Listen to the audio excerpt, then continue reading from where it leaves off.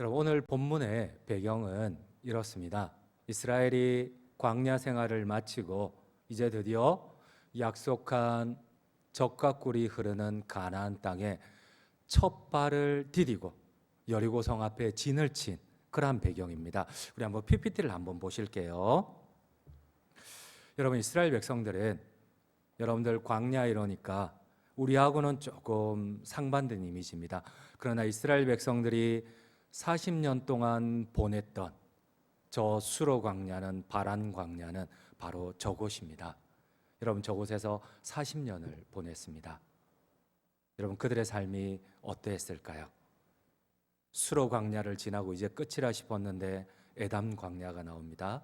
끝이라고 싶었는데 신 광야가 그들을 맞이합니다. 끝이라고 싶었는데 신의 광야가 있습니다. 끝이라고 생각했는데 바란 광야가 있습니다. 끝이라고 생각했는데 신 광야가 있습니다.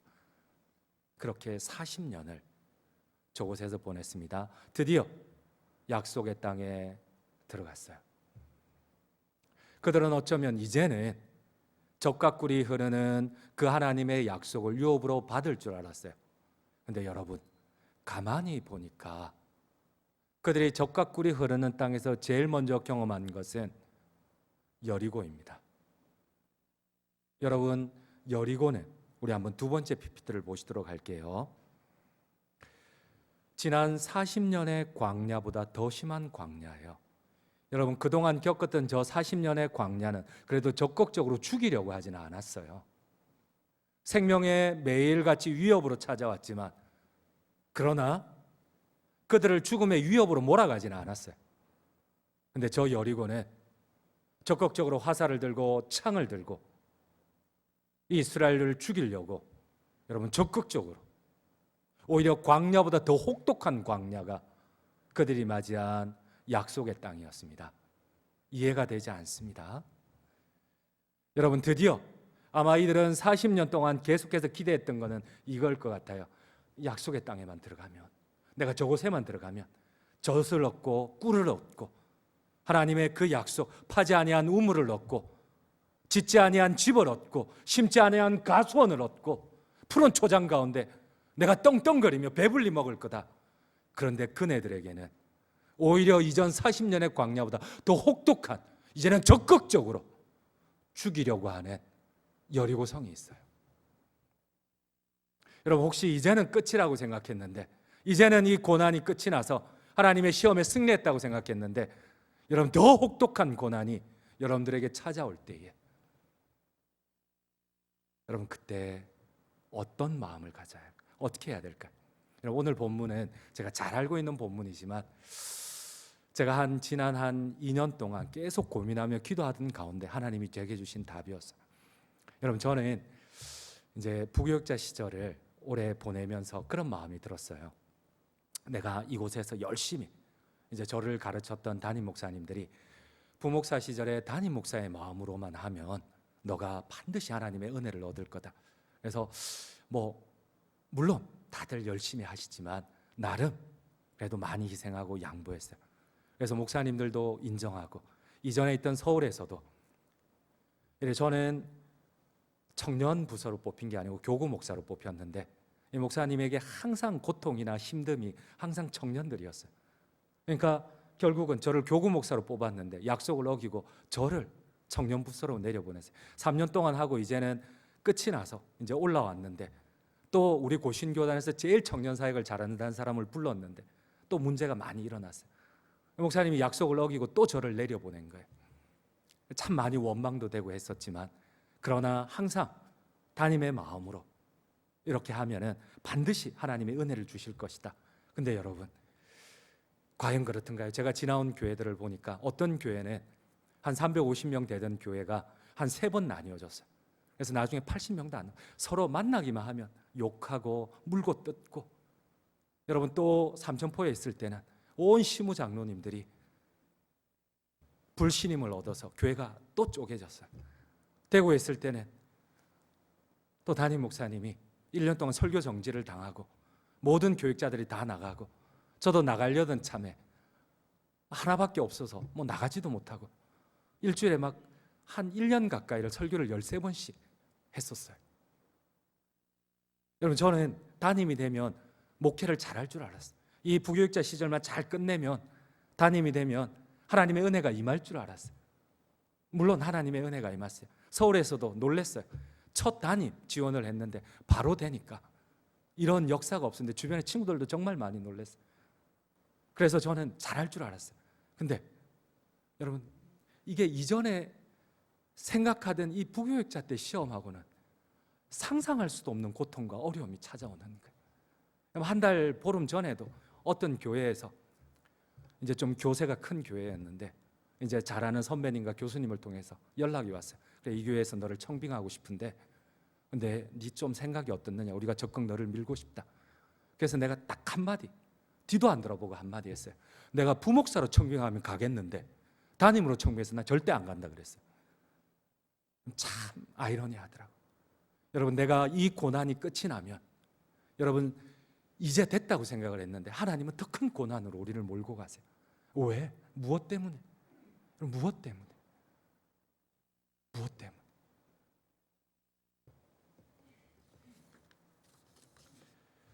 여러분, 그렇습니다. 우리가 고난 가운데 기억해야 할 것이 무엇입니까?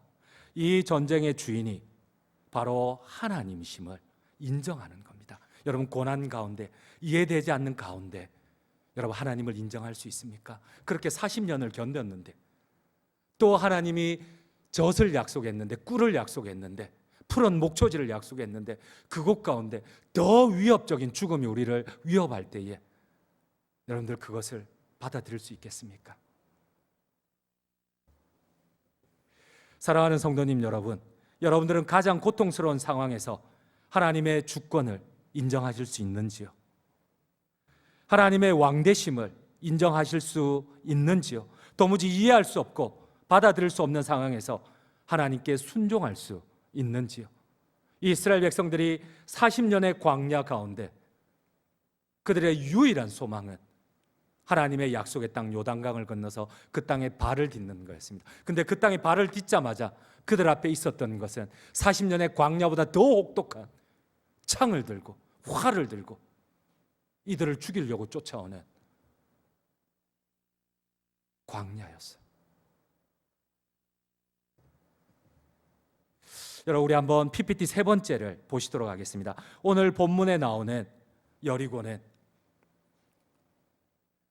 외성과 내성으로 이루어진, 여러분, 내성은 완전히 안반으로 이루어진, 그리고 외성은 흙으로 쌓은, 내성에는 이 두께가 4.5m에서 5m 정도, 두 마차가 성 위를 지나다닐 정도로 지금까지 단 한 번도 함락되지 아니한, 그리고 바깥 외성은 높이만 약 7m에 가까운, 여러분, 그곳은 그 어떠한 외부의 적들도 넘어올 수 없는, 심지어 이 여리고 안에서는 투석기라든지 아니면은 집단 화살 투기가 있어서 이 내부에서 전혀 외부의 위협을 받지 않고 외부의 적들을 몰아붙일 수 있는, 여러분, 그 경사면도 비록 외성인 토성을 넘어가더라도 이 경사면이 35도로 되어 있어서 도무지 올라갈 수 없는, 그래서 위에서 이 두 번째 벽에서 화살로 다 죽일 수 있는, 지금까지 단 한 번도 가나안 땅에서 여리고가 정복되지 않은, 한 번도 정복할 수 없었던, 함락되지 아니한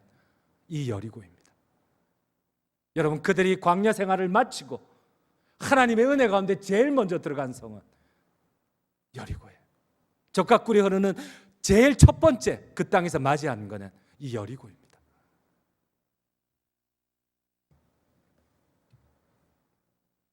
전쟁 준비가 이미 끝난 여리고를 바라보는 이스라엘 백성들의 마음을 신명기 1장 28절은 이렇게 얘기를 합니다. 우리 함께 1장 28절을 함께 읽도록 하겠습니다. 우리가 어디로 가랴? 우리의 형제들이 우리를 낙심하게 하여 말하기를 그 백성은 우리보다 장대하며 그 성읍들은 크고 성곽은 하늘에 닿았으며 우리가 또 거기서 아낙 자손을 보았노라.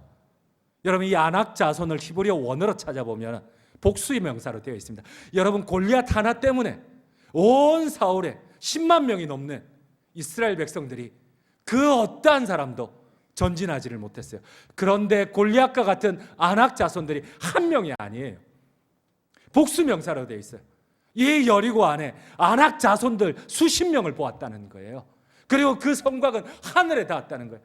여러분, 높이가 7m밖에 안 되는데 이 이스라엘 백성들이 바라보는 여리고는 그 광야의 40년의 고통을 이겨낸, 여러분 얼마나 단련됐어요.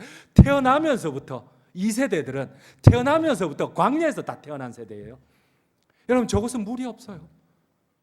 여러분, 저곳에는 에어컨도 없어요. 여러분, 저곳에는 여러분들이 좋아하는 거 아무것도 없어요. 그냥 아까 보셨듯이 허벌판, 저 파란 광야는, 시내 광야는 허벌판이, 하루 종일 걸어도 물 한 모금, 풀 한 모기조차 찾을 수 없는 곳이. 여러분, 그곳에서 태어난 세대들, 그곳에서 걸음마를 배우고, 그곳에서 10대를 보내고, 그곳에서 20대를 보냈던 사람들이에요. 여러분, 그 사람들은 어지간한 고난은 고난이라 생각도 안 해요. 근데 그런 사람들이 겨우 광야를 끝내고 약속의 땅에 들어갔는데, 여러분, 이제는 이 광야가 칼을 들고 창을 들고 죽이려고 쫓아오는 광야. 여러분, 이런 곳에서 하나님을 신뢰할 수 있습니까? 이런 곳에서 하나님을 예배할 수 있습니까? 이런 곳에서 하나님을 찬양할 수 있습니까? 여러분, 하나님께서 왜 그들을 광야로 데리고 가시고, 왜 그들에게 약속한 젖과 꿀이 흐르는 땅에서, 여러분, 젖과 꿀이 흐르는 땅에 들어가서 그 땅을 얻었는 줄 아세요? 아니에요.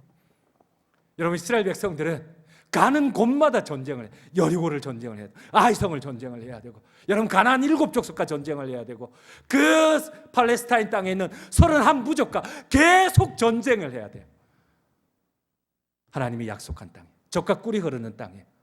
근데 그 땅은 차라리 광야면은 어떻게든 마음만 참으면 되는데, 이 새로운 젖과 꿀이 흐르는 땅에는 여러분, 같이 창을 들고 싸워야 되고, 같이 적의 그 적군의 화살 앞에 맞닥뜨려서 그 젖과 꿀이 흐르는 땅을 정복을 해야 돼요.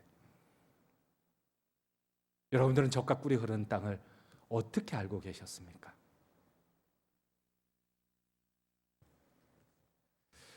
이스라엘 백성들의 마음만 그런 것 아니에요. 우리 PPT 네 번째를 한번 보시도록 할게요.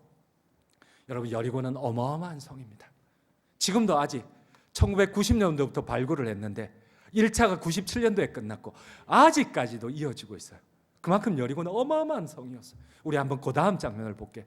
이 여리고가 지금까지 그 다음 장면입니다. 복원된 결과를 보면 여러분, 이 여리고는 한 번도 함락되지 않은 어마어마한 성이에요. 그들이 제일 먼저 접한 성이에요. 이곳이 약속의 땅이라고요. 칼을 들고 창을 들고 죽이려고 달려드는 이곳이 약속의 땅이라고요. 젖과 꿀이 흐르는 땅이라고. 여러분, 우리 하나님은 상식이 통하지 않는 것 같아요.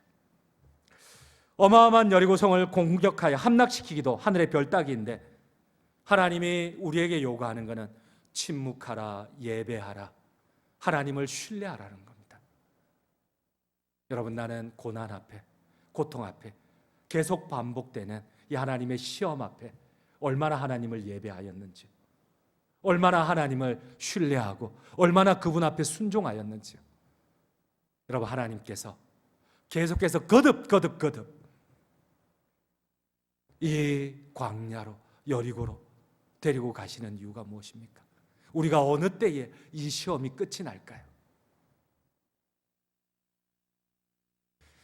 여러분, 도대체 대단히 송구합니다만, 여러분, 하나님의 이 전쟁의 승리 방법이 여러분 이해가 되십니까?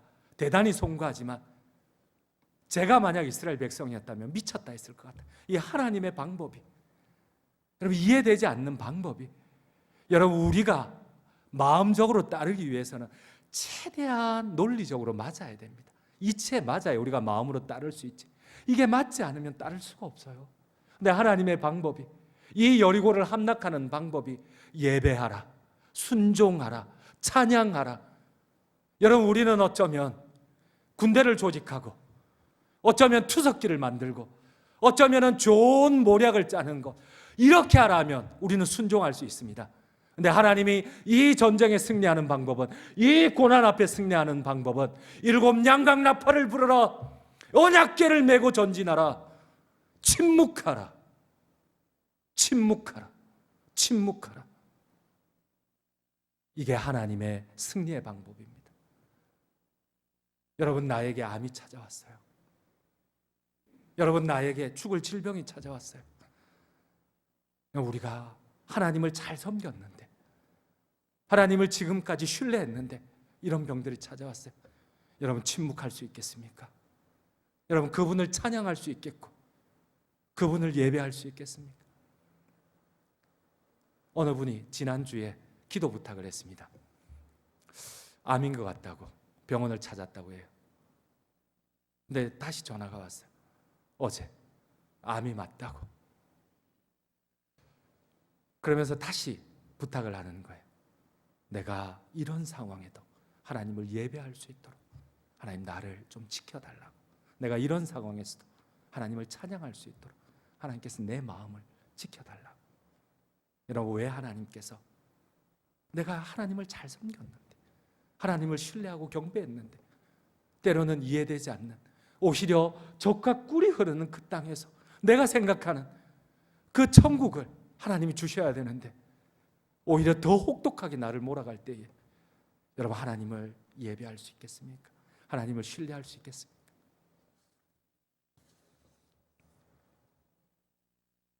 사랑하는 성도님 여러분, 하나님께서 여리고성을 함락시키기 위하여서, 전쟁을 승리하기 위해서 요구하는 것은 여러분, 방패를 만들라는 거 아닙니다. 투석기를 만들라는 거 아닙니다.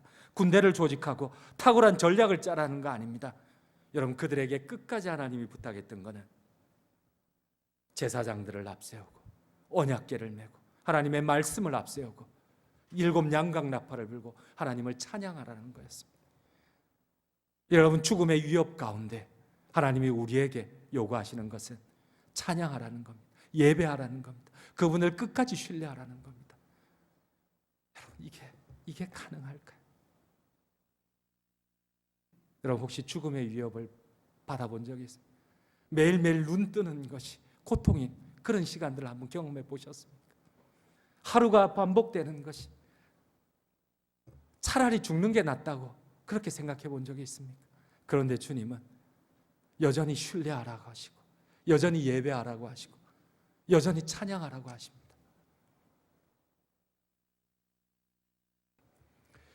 왜 하나님께서는 우리의 힘으로 아무것도 할 수 없는 광야로 데리고 가셨을까요? 여러분, 그 백성들이 차라리 처음부터 가나안에 들어갔다면 그 백성들 나름대로 군대를 조직하고 그 백성들 나름대로 성을 쌓고 그 백성들 나름대로 농사를 지었을 거예요. 근데 하나님은 그렇게 하지 않으셔. 아무것도 할 수 없는, 인간이 지금도 들어가도 아무것도 할 수 없는 광야로 데리고 가셨어요. 왜 광야로? 그리고 하나님께서는 그들을 여리고성으로 데리고 가셨어요. 왜? 여리고성은 어찌 보면 그들이 지금까지 경험했던 광야보다 더 위협적인 광야입니다. 사랑하는 성도님 여러분, 이스라엘 백성들이 매일 아침 성벽을 돌았습니다. 일주일 동안 성벽을 매일 한 바퀴씩 돌고 제7일에 다시 7바퀴를 돌았어요. 여러분, 이게 하나님께서 젖과 꿀이 흐르는 땅을 우리가 얻기 위한 하나님의 요구사항입니다. 그리고 그곳에는 그들이 활을 날리는 그 사람들을 막을 방패를 준비하라 하지 않았어. 여러분, 활을 쏘면 맞으라고 하세요. 그냥 예배하라, 찬양하라, 침묵하라. 여러분, 하나님이 이렇게 하실 때 여러분 순종할 수 있겠습니까? 위에서 성벽에서 화살을 날리면 어쩔 겁니까? 방패가 없는데 어쩔 거예요? 어쩔 거예요? 갑자기 성문이 열려서 이 사람들이 창을 들고 말을 몰고 와서 돌진에 돌격대로 들어오면 어쩔 거예요? 여러분, 아마 그 수많은 사람들 가운데 그런 말을 하고 싶었을 거예요. 야, 미쳤나?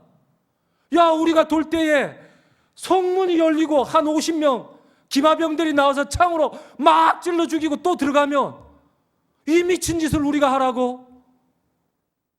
막 그랬을 것 같아요. 여러분, 주님이 왜 우리 보고 침묵하라 하실까요? 왜 우리 보고? 내가 상식적으로 보니까 이게 하나도 안 맞는데, 위에서 화살을 날리면 하나도 안 맞는데, 이 하나님 왜 침묵하라고 하셨을까? 예배하기 전에 왜 침묵하라고 하셨을까? 왜 침묵하고 하나님의 위대한 역사 앞에서 돌라고만 하셨을까? 왜 하나님을 신뢰하라고만 하고 왜 하나님을 예배하라고만 하셨을까? 그럼 나는 내가 내 생각대로 내 이치에 맞게 내 지성적으로 내가 어떻게든 내 힘으로 하나님은 이거 다 내려놓으라고 하세요.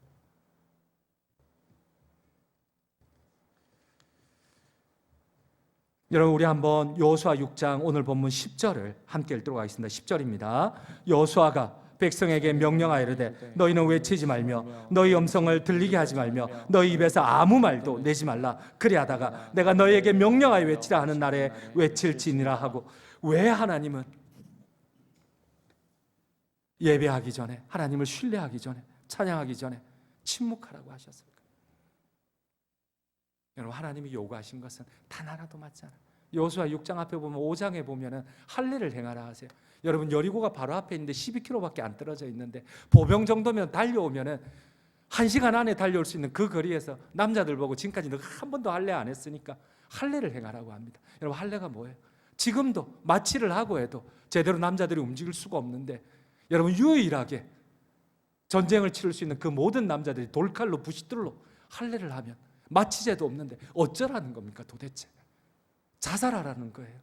여러분, 하나님이 우리에게 요구하시는 게 단 하나라도 이치에 맞는 적이 있던가? 오늘 상담을 하는데 그분이 우리 교회에서 처음 교회를 나오신 분이에요.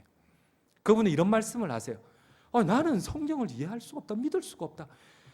이 한 장 안에 도무지 상식적으로 맞지 않고 이해되지 않고 하나도 도대체 이거 무슨 홍해를 가르고 무슨 12재앙을 내리고 이게 뭘 어떻게 믿으라는 겁니까? 믿을 수 없어요. 성경은 믿을 수 없어요. 하나님을 경험하지 않으면, 성령 하나님을 만나지 않으면 경험할 수가 없어요. 여러분, 사랑하는 성도님 여러분, 고통의 광야를 지나고 있습니까? 말하고 싶습니까? 원망하고 싶습니까? 불평하고 싶습니까? 이 광야로 데리고 오신 이 주님의 시험을 빨리 끝낼 수 있는 방법이 무엇입니까? 이 시험을 빨리 끝내고 여러분, 내가 여리고를 함락시킬 수 있는 방법이 무엇입니까? 그 가나안 7족속을 31개 성을 내가 전쟁에서 이길 수 있는 여러분, 그 하나님의 방법이 무엇입니까? 하나님이 여전히 말씀하는 침묵하라, 찬양하라, 예배하라, 끝까지 나를 신뢰하라. 아멘이십니까? 이해되지 않습니다. 받아들일 수 없습니다. 하나도 맞지 않습니다. 불평하고 싶고 내 생각과 단 1%도 맞지 않아요. 그러나 하나님이 오늘도 요구하시는 것은 침묵하라, 예배하라, 찬양하라, 그분을 신뢰하라는 겁니다. 도무지 이해되지 않는 부당한, 상식적으로 맞지도 않는 주님의 명령 앞에 억울하지만 주님을 끝까지 신뢰하지 않으시겠습니까? 이해되지 않는 하나님의 인도와 고난 앞에 무조건 Yes, my Lord 말씀만 하옵소서. 예, 그렇게 하겠습니다. 순종하지 않으시겠습니까? 그래야 할 때에 이해되지 않는 하나님의 명령이 시험이 오히려 살아계신 하나님이 여리고를 무너뜨리는 이 하나님의 역사를 체험하시는, 살아계신 하나님을 만나 배우는 은혜의 시간들이 되시기를 간절히 주님의 이름으로 축원드립니다.